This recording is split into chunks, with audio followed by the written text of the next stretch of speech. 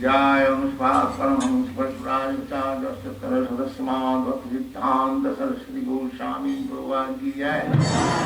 Ananda Koti Vaishnavrinda ki jai.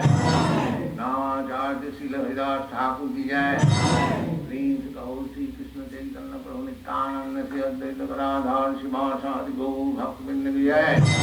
Sri Sri Radha Krishna Govinath Sam Kunda Radha Kunda Giridharadhan ki jai. Vrindavan Dham ki jai. Navadvip Dham ki jai. Ganga Mai ki jai. Jamuna Mai ki jai. Tulsi Devi ki jai. Bhakti Devi ki jai. Swami Bhaktivinoda ki jai. All glories to the assembled devotees. All glories to the assembled devotees. All glories to the assembled devotees. Thank you very much.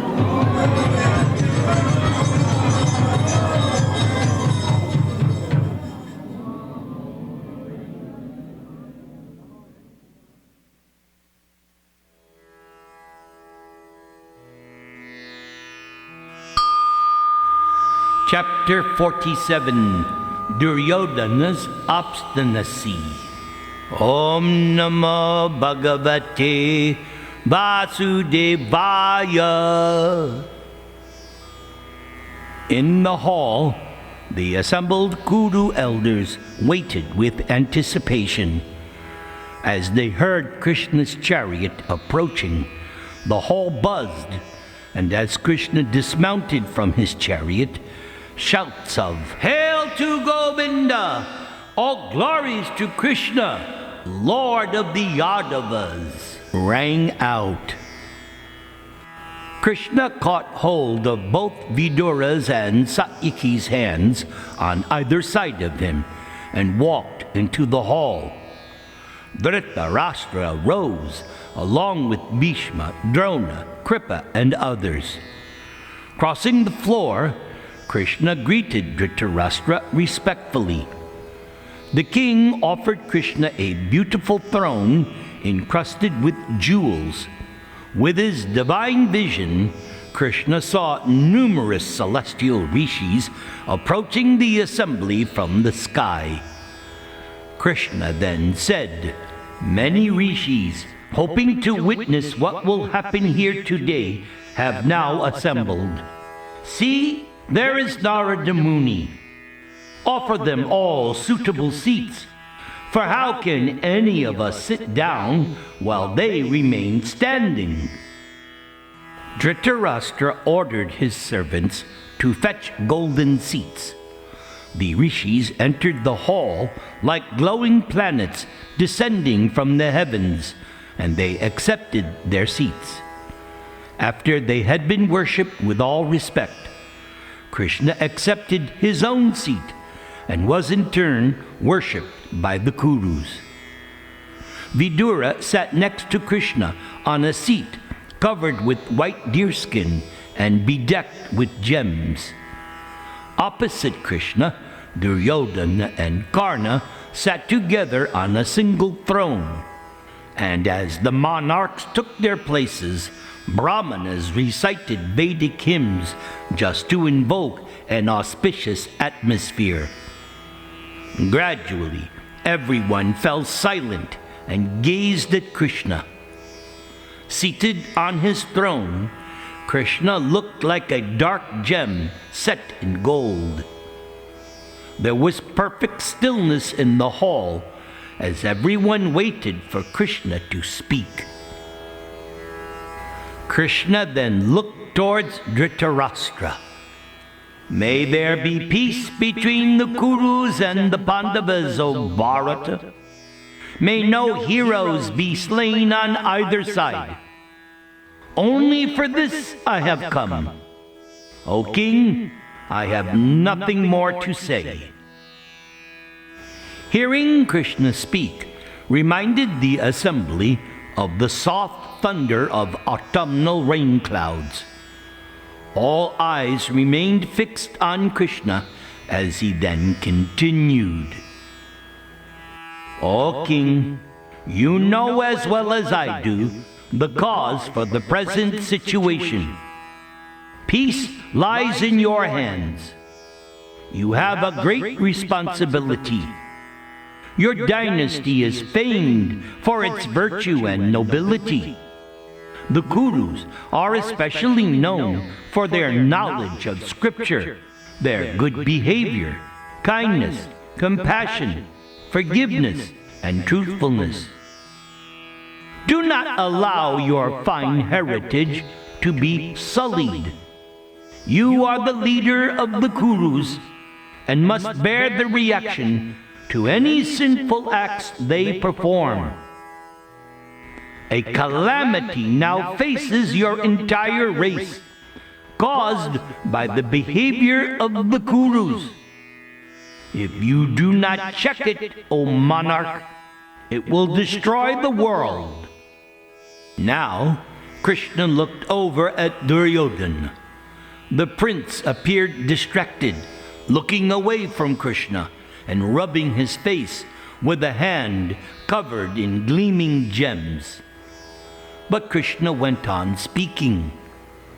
O king, your sons are not considering morality or even their own profit. They are wicked and overcome by avarice. They are being unfair toward their own friends. I do not think peace should be so difficult to achieve. So it depends upon you and me. O king, you should give an order, and your sons should follow it. The Pandavas never ignore my advice. Now, set your sons on the path of peace, and I will do the same with the Pandavas. Consider everything carefully, O king, for even if you desire to rule this world, still it is better to establish peace with the Pandavas than to make them your enemies. At present, the Pandavas see you as their worshipable elder. They will wait upon you and protect you, and even the gods will not be able to assail you. You will not find better allies than the Pandavas.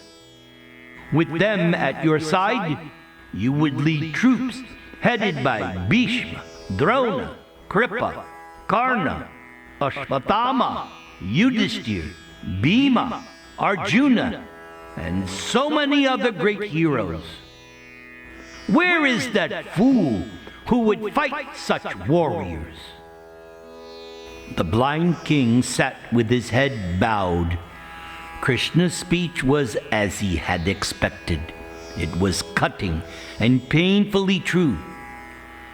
Dhritarashtra's throat was parched, and he called for water as Krishna went on speaking. On the other hand, O king, what profit will there be in fighting with the Pandavas? What merit do you see in arranging for so many men to die? O best of the Bharatas, just imagine what you will feel when you hear of the deaths on both sides. There is no question that both parties will not survive this war.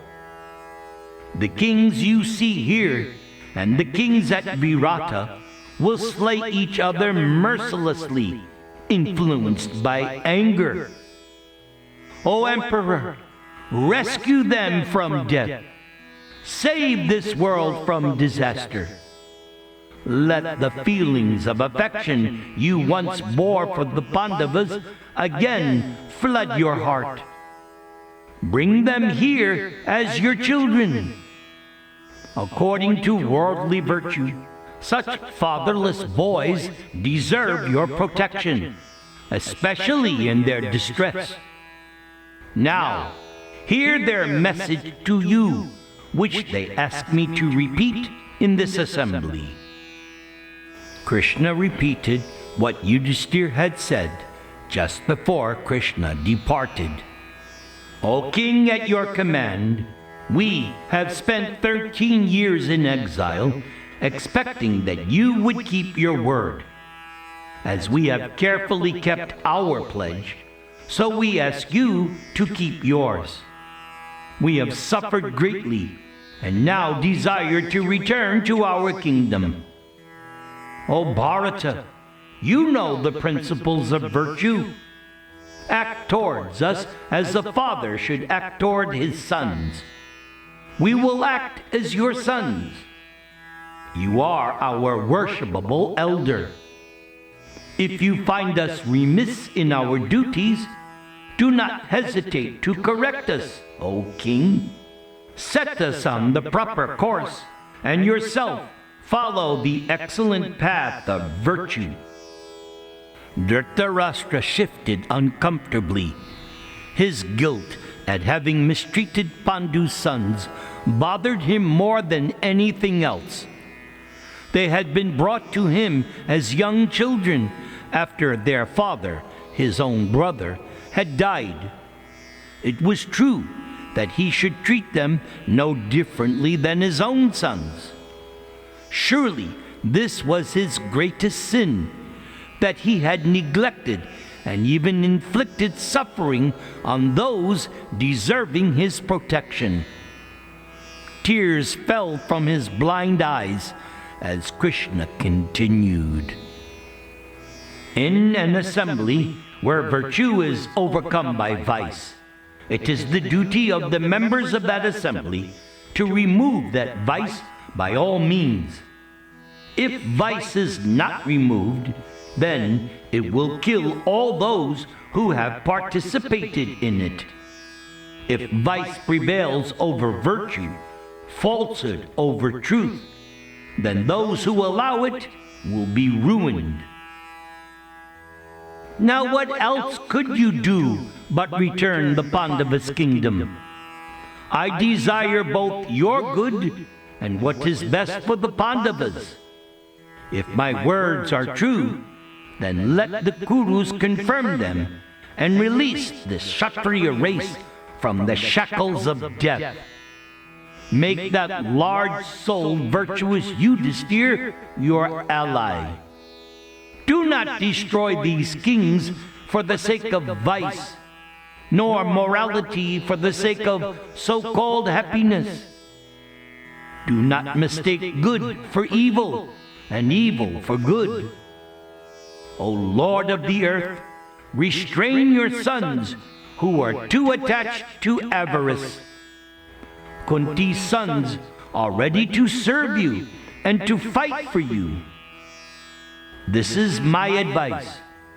Choose now that course which appears best to you, O king. Everyone remained silent. Having listened carefully to Krishna, the kings were speechless. No one could argue with anything Krishna said. Only Duryodhana found fault with Krishna, and he looked at Krishna with a sly smile. Among the rishis there was Parashuram, and when Krishna finished speaking, Parashuram stood to address the assembly. All eyes rested upon Parashuram as his voice rang out around the hall. He wore a black deerskin and had matted hair. His dark eyes glowed, and his body shone with a mystical luminosity. He told the assembly a story about the ancient king Dambodbhava.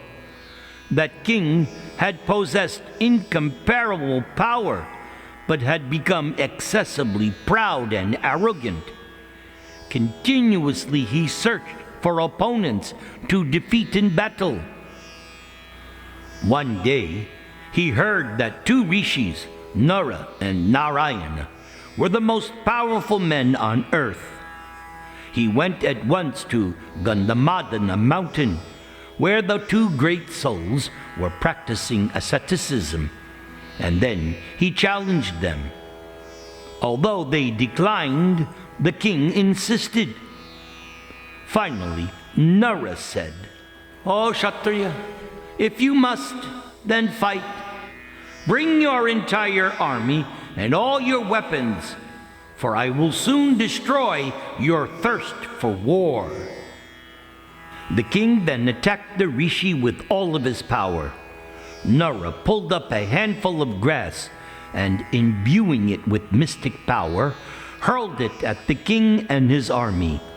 The grass transformed into razor-sharp steel shafts that sliced off the ears and noses of all the soldiers. So many shafts rained down upon them that they were unable to move. Dambodbava fell at Nara's feet, begging for mercy. The rishi forgave him for his insolence and then instructed him to never again insult someone without establishing first his opponent's power. Now Parashuram looked around the assembly. Nara's accomplishment was indeed wonderful, and Narayana is capable of even still greater deeds. Those two high-souled rishis are now present as Arjuna and Krishna. Do not, like the vain Dambodbava, try to face them in battle. Indeed, men suffer from 8 vices which steal their duration of life: desire, anger, greed, vanity, insolence, pride, malice, and selfishness. Influenced by these evils, men are bewildered and are forced to act like fools. O heroes, do not fall victim to these vices and thus lose your lives. No one can defeat Arjuna within the 3 worlds, and Janardana exceeds him. Make peace with them and do what is good for yourselves and the whole world. Then another rishi, Kanva, spoke. Confirming what Parashuram had said about Nara and Narayan, he added, "One should not simply consider someone to be powerful just because they possess great physical strength. No, no, no. Real strength lies in virtue. The Pandavas are virtuous, and furthermore, Krishna is the reservoir of all virtue, and he is on their side. Those 5 heroes combined with Krishna are no less than Dharma, Vayu, Indra, and the 2 Ashwini Kumars united with Vishnu. Oh, Duryodhana, how will you even look at them? Effect peace at once, or be annihilated." Duryodhana was now breathing heavily, his brow contracted. He gazed at Karna and laughed aloud when Kanva stopped speaking. Slapping his thigh, defiantly he spoke. "I am whatever God has made me. It is He who created me, and it is He who decides my fate. So I will do exactly as He has determined, and nothing else. What is the use of this discussion?" The prince had little faith in any supreme power, and his voice dripped with sarcasm. He looked at Karna, and the 2 of them smiled. They were not interested in the least in the words of the rishis. Then Narada spoke, and like Parashuram, he narrated an ancient history about a king who had suffered as a result of his own obstinacy and ignorance. In conclusion, Narada said, "O ruler of the earth, listen to the advice of your well-wishers. Obstinacy leads to ruin. Abandon now your anger and vanity, and make peace with the Pandavas. Reflect carefully on the story which I have just told, which is full of profound instructions and is approved by learned men. By understanding these instructions, and by curbing desire and anger, a man may attain sovereignty over the world. But by acting otherwise, one achieves only destruction. Duryodhana said nothing.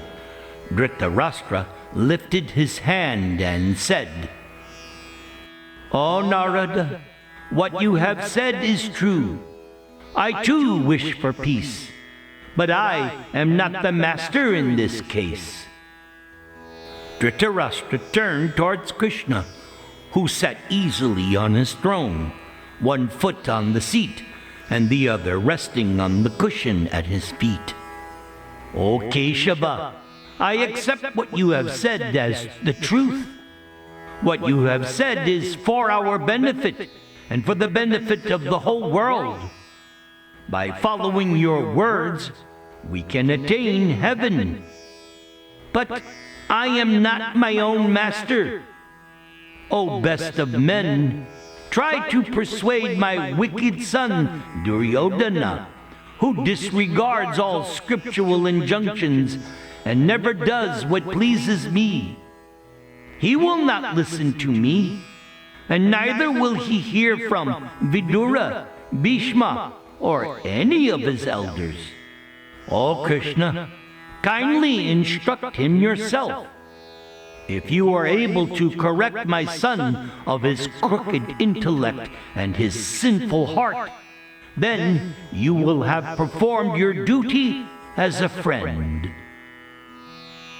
Krishna turned towards Duryodhana. "O best of the Bharatas, I will speak only for your good. I desire your prosperity and happiness as much as you do. But what you are contemplating will only make you suffer. Wise men in this world act only for virtue and profit, and thus they fulfill their desires. But what you are proposing will not fulfill your own desires. Your obstinacy is vicious, frightful, and destructive. It will hurt you, and there is no reason for it. Give it up. Instead, pursue a course that will actually benefit you, your brothers, your followers, and your friends. O chastiser of foes, make peace with your cousins. This will please your father and all the Kuru elders. Your father has commanded you to seek peace. A good man never neglects the order from his father, nor does he ignore the advice of friends who know what is good for one. He who disregards the orders of seniors and the advice of well-wishers will be consumed, just as one who eats a poisonous fruit dies. He never achieves his goal and is ultimately left sunk in remorse." Krishna paused.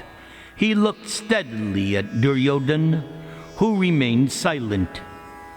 The prince looked downward, rubbing the floor with his sandaled foot. All eyes in the hall were on him. Krishna continued speaking in measured tones. "He who prefers the advice of inferior men to that of learned elders simply meets danger. Nothing can rescue him. Who but you would abandon kinsmen who are equal in battle to Indra himself in favor of incompetent and dishonest strangers? Peace with the Pandavas is more in your interest than union with wicked men. And even though you treated them with deceit and harshness ever since they were born, now they are prepared to forgive everything and live with you as friends. O best of the Bharatas, do not show anger toward your own relatives. Live for virtue, and not only for pleasure. Only then will you be able to achieve what you desire.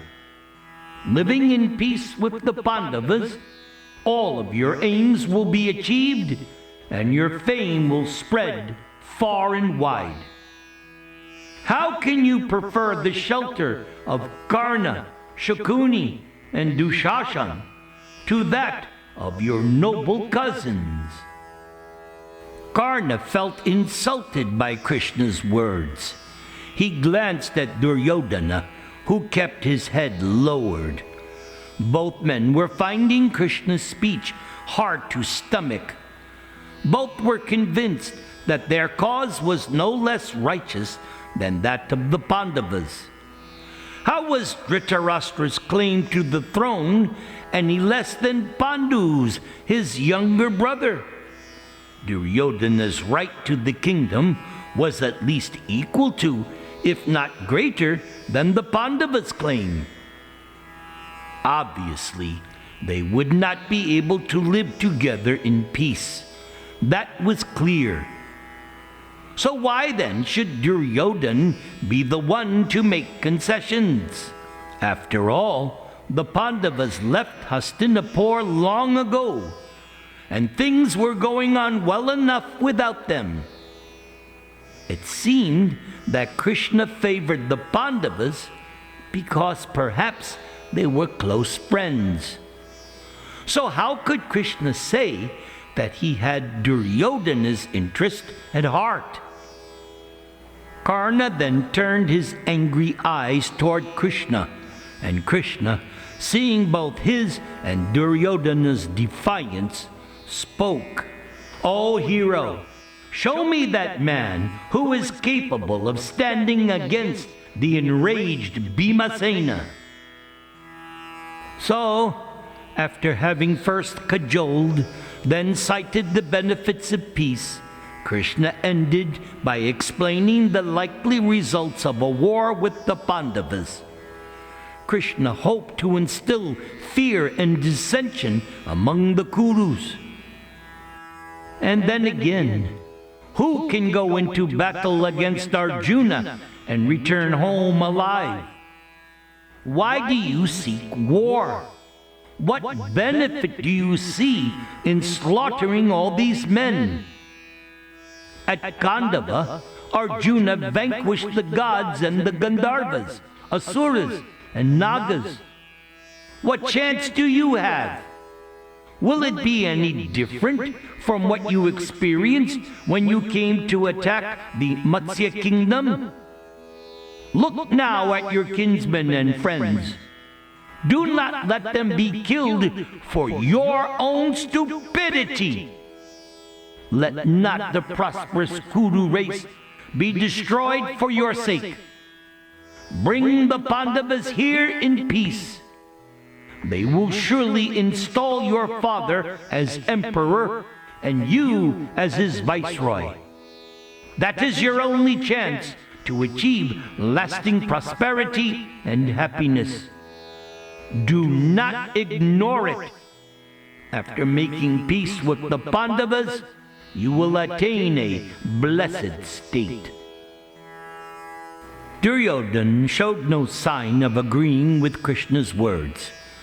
He sat as if on fire, resembling a heap of hot coals. Seeing the prince unmoved, Bhishma Dev said, "Krishna's words are those of a friend, my dear son.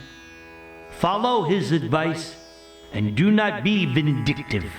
If you ignore what Krishna is saying, you will achieve neither prosperity nor happiness. Krishna has told you what will lead to virtue and profit. Any other course will result in ruin. O king, do not destroy the prosperity of the Kurus. Do not cause the death of all these Kshatriyas. Do not destroy your brothers, and do not destroy yourself, and do not drown your parents in a sea of grief. Accept Keshava's advice." When Bhishma finished speaking, Drona Acharya stood. "I too accept what Krishna has advised. His proposal is pregnant with virtue and will profit all of us. Duryodhana, follow that advice. Do not insult Madhava with your perverted understanding. Those who now encourage you to fight will do little when the time actually comes. Rather, like you, they will have to depend on others. Know from me that none of us are capable of withstanding both Arjuna and Krishna in battle. And if you reject my words, you will be left to grieve before long. You have heard all of this again and again. What point is there in repeating it? So now, do as you like, for I do not wish to address you anymore. By now, the Kuru elders had lost patience with Duryodhana. It seemed that nothing could make him see sense. That all these Kshatriyas would soon die seemed inevitable. There could be no outcome other than what Krishna and so many others had described. Next, Vidura spoke. He knew Duryodhana would not listen to him, but he wanted to show his solidarity with Krishna's speech, just as Krishna had requested. I do not grieve for you, Duryodhana. Rather, I grieve for your old parents. With only you to protect them, they will soon wander about without anyone. All their friends and ministers will be slain like birds sheared of their wings. Because they begot such a vicious son as you, they are destined to become beggars in this world. Having heard his three chief ministers concurring with Krishna, Dhritarashtra leaned forward on his throne. The time has come to make peace, Duryodhana. The great-minded Keshava has spoken the truth for our benefit and ultimate salvation. With Krishna's help, we can attain our goals. Go with Krishna in peace to Virat and arrange to bring the Pandavas here. Let all the hostilities now cease. Let the virtuous Yudhishthira place his red-palmed hand on your back with affection. Let the broad-shouldered Vrikodara embrace you with goodwill. Let Arjuna and the twins offer you respect while you offer them blessings. You and they may enjoy sovereignty over the world together. I think that time has arrived, my dear son. Do not disobey me. Choose peace, for you cannot be victorious in battle. Duryodhana became furious. Why was everyone afraid of the Pandavas? Now perhaps he had been unfortunate when he had encountered the Pandavas in the past, but that would soon change. Now, aided by the Danava's mystic power and the combined might of the Kuru heroes, Duryodhana felt invincible. The prince looked at his father. How could the old man order him in this way? Accept Bhima's embrace? No! Bhima was his mortal foe. Indeed, Duryodhana shuddered at the thought. And, having ruled over the entire earth, how could he be expected to now offer his respects to Yudhishthira? Duryodhana felt it was time that he should speak his mind. Calming himself, he rose from his seat and looked straight at Krishna. "Oh, Madhusudan, although you speak out of concern for me, nevertheless you criticize me alone. Why, O Keshava, do you praise the Pandavas and accuse me without properly understanding the entire situation? You, Vidura, Bhishma, Drona, and even my father have all found fault with me, but not with anyone else. Yet, in this matter, I do not find that I have acted in any way unworthy. I have not committed the slightest fault. Even after much introspection, I still see nothing wrong. The Pandavas lost their kingdom at dice. They were not forced to play that game.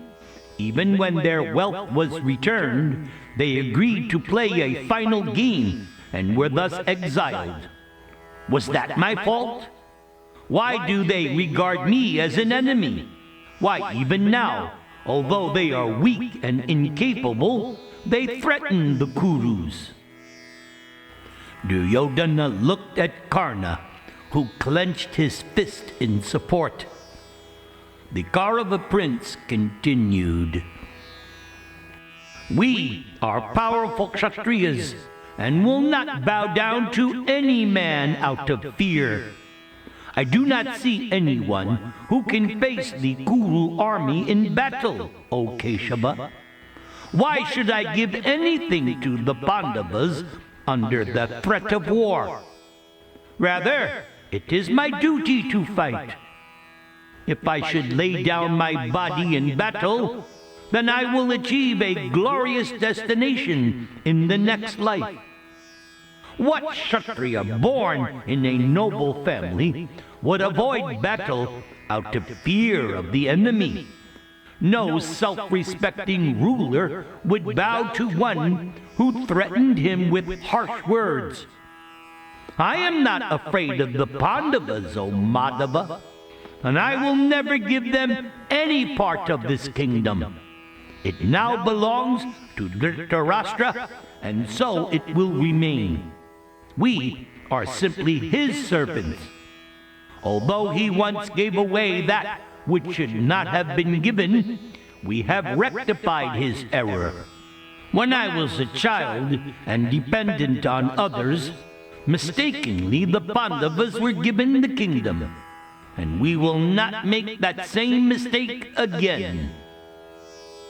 Duryodhana paused, glancing at the audience.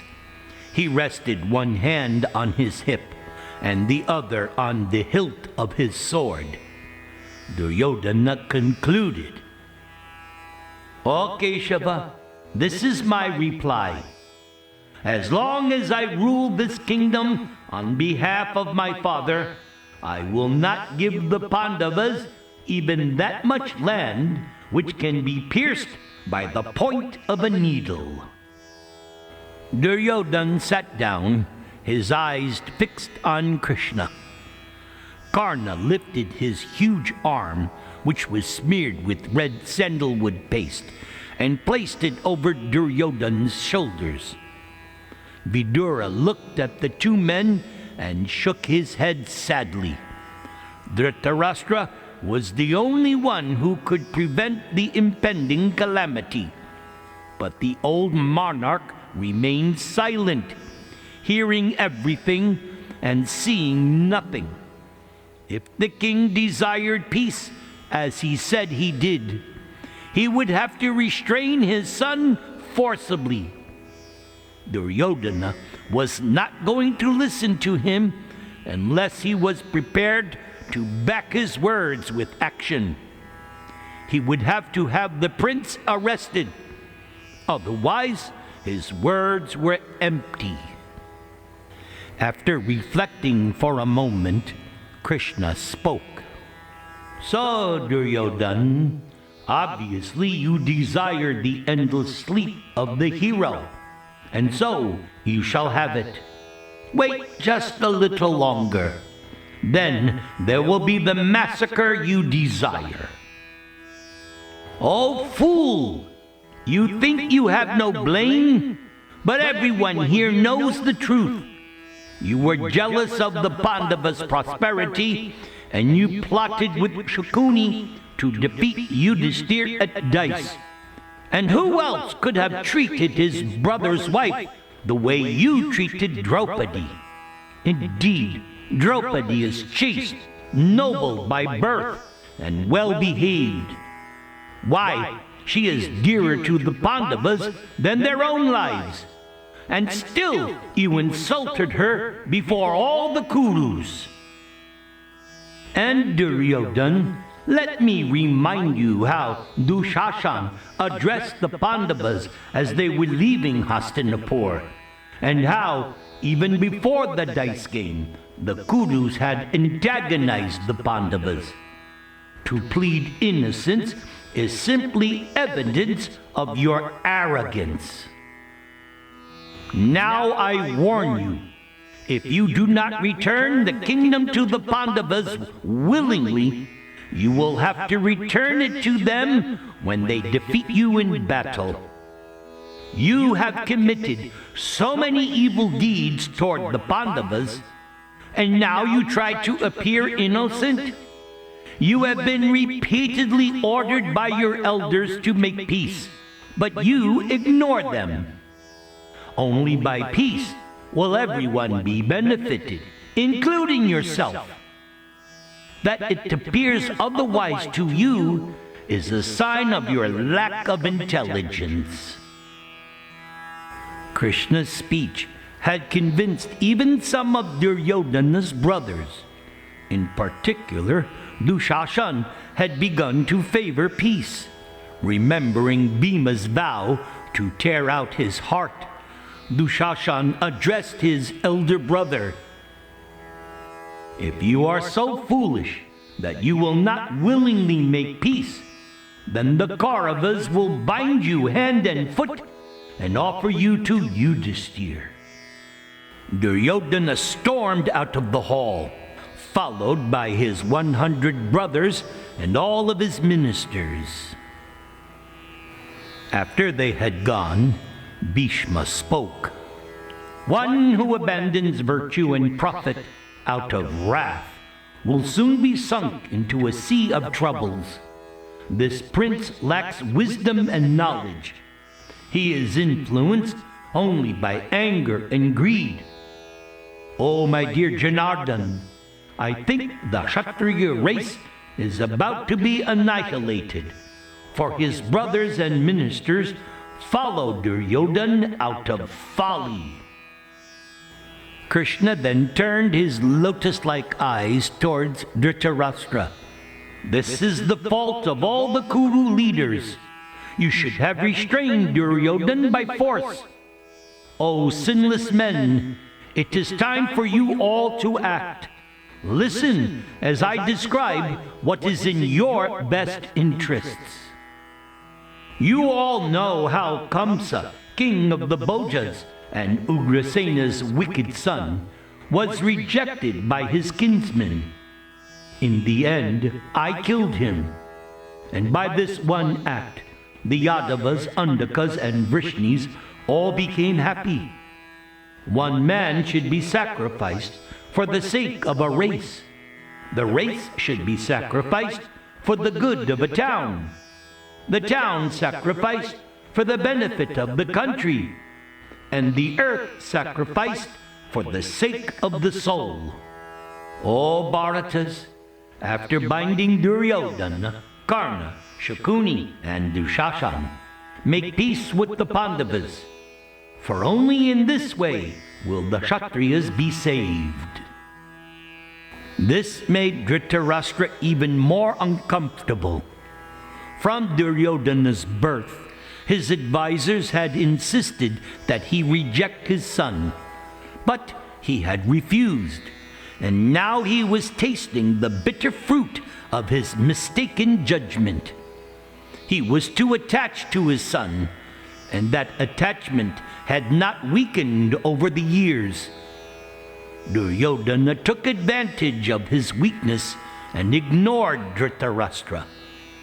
It seemed Duryodhana could be checked only if he were executed or at least imprisoned. Now Krishna was suggesting that they actually carry this out. How could he contemplate such an option? He thought of Gandhari. Maybe the prince would listen to his mother. Dhritarashtra decided to ask her to enter the assembly. "O Vidura, please go and bring the queen here. Then order my son to return to the assembly. Perhaps the wise Gandhari will be able to persuade Duryodhana." Vidura left the hall, and soon Gandhari entered, the maidservants leading the blindfolded queen to her place next to the king. After being seated and informed of the situation, Gandhari addressed Dhritarashtra. "Your son is full of lust and greed, and only by your blessings has he obtained this kingdom, which he in no way deserves. O king, although you know that he is sinful, you still support him out of fondness. For this, you are as much to blame for the present situation as he is. Now, it will be very difficult to check Duryodhana." As Gandhari finished, Duryodhana returned. He strode angrily across the hall, bowed slightly to his parents, and sat down. He was still breathing heavily, his eyes red. Gandhari spoke gently. "Oh, my dear son, listen as I offer advice meant only for your benefit. It is my most earnest wish that you make peace with the Pandavas. Follow your elders' guidance, my son, and reap the fruits of virtue. You want to control the earth only because you are full of sense desire and anger. You do not know that only by overcoming those two impulses can a man attain success in life. One who is controlled by his senses cannot control a kingdom. Only after conquering ourselves can we conquer the earth. Otherwise, it is not possible. The uncontrolled senses are powerful enough to kill a man, just as untrained horses can kill an incompetent driver. Prosperity always attends that king who has mastered his passions and who stands ready to chastise offenders, acting only after careful consideration. One who gives into desire and wrath, in the end, will lose everything. Such a man cannot even attain heaven. Therefore, my son, strive to control your senses, for in that lies your greatest good." Gandhari was speaking from her own realization. Ever since the exile of the Pandavas, Gandhari had begun to practice asceticism. Feeling guilty for the way the Kurus had insulted Draupadi, Gandhari fasted and performed constant sacrifices. She practiced penance, praying that her licentious son might somehow be brought to his senses. But that all seemed impossible now. His heart was steeped in greed and envy, and he could not recognize these qualities in himself. Imploring, the queen continued, "By joining with the virtuous and self-controlled Pandavas, you can enjoy this earth for a long time. What will you gain by fighting with them? Here is Krishna, who performs powerful acts with very little exertion. He is able to destroy all the kings by himself. What then will happen when he unites with Arjuna? You have heard this advice again and again and again. One who ignores his well-wishers will only lament, while his enemies will rejoice. O child, your father gave the Pandavas their due share, afraid of a dispute. And now you are enjoying the fruits of that gift. It was those heroes who subjugated the world. Surely half of the kingdom can satisfy your needs. Do not invite destruction by igniting a dispute with the Pandavas. They have suffered enough these last 13 years. Give them back what is theirs and save the world from disaster. When Bhishma, Drona, Kripa, Karna, Bhima, Dhananjay, and Dhristadyumna come together in anger, all creatures will be destroyed. Therefore, quench your greed and act with wisdom. This is my advice to you, dear child. Duryodhana only snorted. He had heard it all before. Everyone praised the Pandavas and criticized him. There didn't seem to be anything he could say to convince them otherwise. Seeing that his mother had finished speaking, he once again left the hall. Now it was time to act. He went straight to the palace of Dushashan. His brother was sitting with Karna and Shakuni. Slapping his thigh in anger, Duryodhana spoke to them. It seems Krishna is swaying everyone's minds toward the Pandavas. He is urging the old king to have us arrested. I am worried about this. Krishna is very persuasive. Yes, Dushashan, Krishna even turned your mind in the hall. Dushashan looked ashamed. So, my brother, we must quickly execute our plan to capture Krishna. Even as Vishnu seized Bali, we will grab Krishna and bind him. When the Pandavas hear of Krishna's capture, they will lose both heart and energy for the fight, just like serpents whose fangs are broken. Let us do it swiftly before the old man gives everything away again. Dushashan and Shakuni agreed, but Karna was uncertain. I do not believe that we will be able to capture Keshava. O king, if you wish to try, I will do what I can to help. But I doubt that we will overcome Krishna. Unlike Duryodhana, Karna felt no anger towards Krishna, whom he respected as a great warrior. Krishna had killed many powerful fighters, and according to the rishis, Krishna was an incarnation of the original Supreme Person, and Karna thought that that probably was true. He only joined in the plot to capture Krishna out of friendship for Duryodhana, but he himself had little faith it would succeed.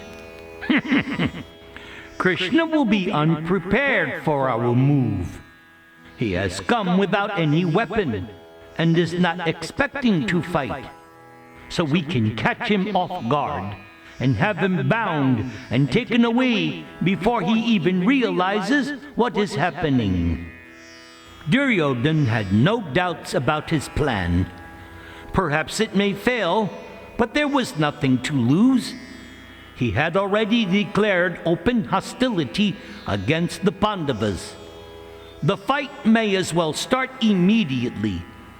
And if Krishna could be captured, then the odds would shift dramatically in his favor. With the still uncertain Karna, Duryodhana left to make the arrangements.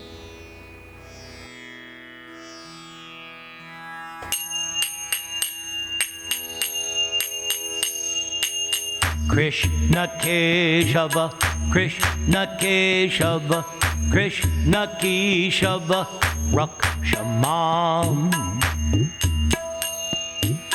Krishna Keshava, Krishna Keshava, Krishna Keshava, Hahimam. He Krishna Karuna Sindho, Dinabandho Jagatpate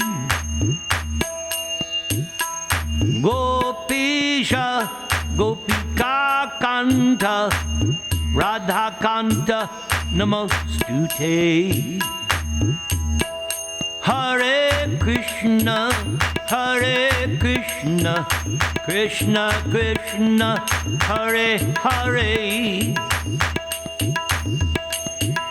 Hare Rama Rama Rama Hare Hare Om Tat Sat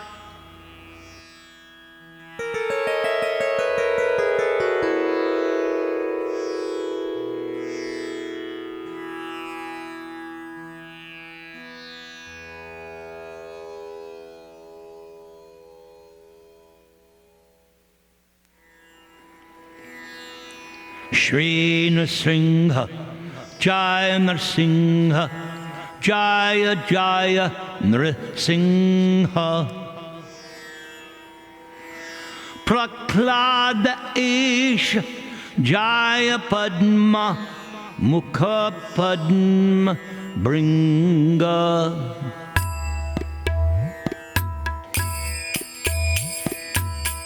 Namaste Narasimhaya Prahlada Aklada Dayani Hiranya Kashipur Vakshaha Shilatanka Nakalai Ito Nrsimha Parato Nrsimho Yato Yamitato Nrsimha Bahir Nrsimho Hridayi Nrsimho Nrsimham Ading Sharanang Prapadyi Tabakara Kamala Varei Nakam Adbhuta Sringam Dalita Hiranyakashipu Tanubringam Keshavadrita Narahadi Rupa Jaya Jagadisha Hare Jaya Jagadisha Hare Jaya Jagadisha Hare Keshavadrita Nrsimha Rupa Jaya Jagadisha Hare Jaya Jagadisha Hare Jaya Jagadisha Hare Jaya Jagadisha Jaya Jagadisha Jaya Jagadisha Hare Hare Jaya Jagadisha Hare Hare Krishna Krishna Krishna Hare Hare Hare Rama Rama Rama Hare Hare